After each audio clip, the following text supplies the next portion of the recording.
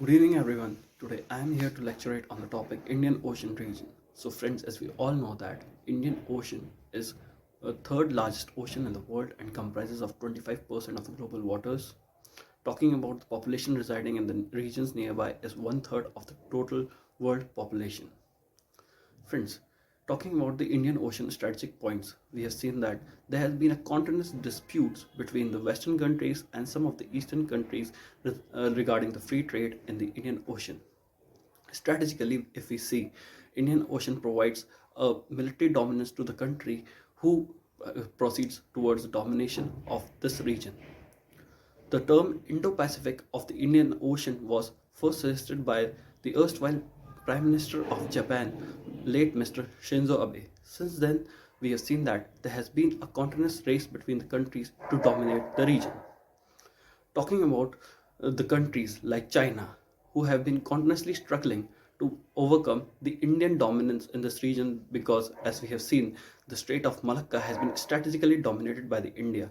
Since then, China has been continuously harboring its struggle to spread the string of pearls towards the nations, towards the smaller nations such as ASEAN nations and also Sri Lanka.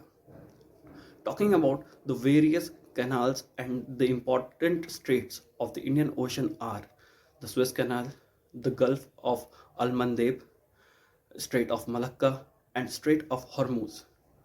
Friends, as we all know that Strait of Hormuz is one of the strategically dominated point by the Iran, in which most of the petroleum reserves and the trade have been carrying on since the past 40 to 50 years. Talking about the world trade, we can see that more than 25% of the global trade passes through the Indian Ocean.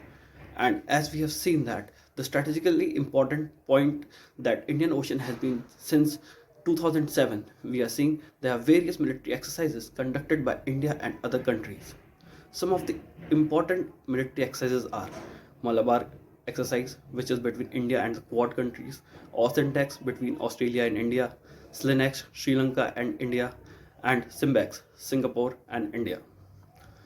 Friends, also we have seen that there are certain polymetic nodules in the Indian Ocean which are rich in the reserves of important minerals like copper, uranium, and other important minerals which constitute as the important raw materials for the industrial use.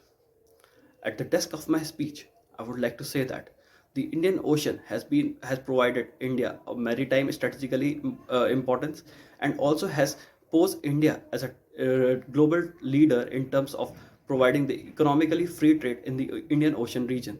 And we see that under the patronage of Indian political leadership, various countries shall come together and also form various organizations, as we have recently seen the Indian Ocean Rim Association.